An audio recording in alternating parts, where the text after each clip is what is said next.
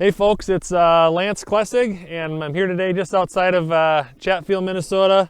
We're looking at some pretty neat innovation. I don't know if you guys picked up on it, but I sure did right away.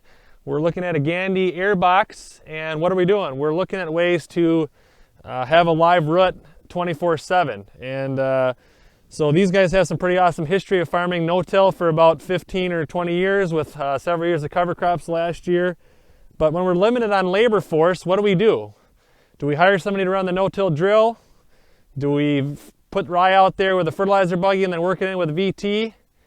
Or do we look at doing something like this where we can be combining as well as putting our cover crop down? And so the guys have had this for just not too long. They've run some acres on it. They're running about 40 pounds of the acre or so, about 3.5 miles an hour of the combine. They're hoping to kind of up the rate and speed.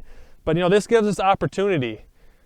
We can be doing this obviously on dry corn, but what about high moisture corn? Some of those things as well. And so again, just want to kind of give you a taste of what guys are trying out. Will it work?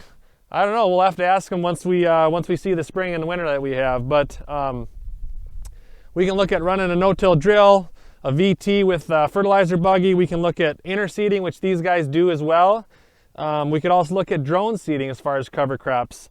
But there's lots of ways to do this. And so my encouragement would be to think about and try to understand the 6 soil health principles. And then the methods and the ways we do it like this kind of just fall into place.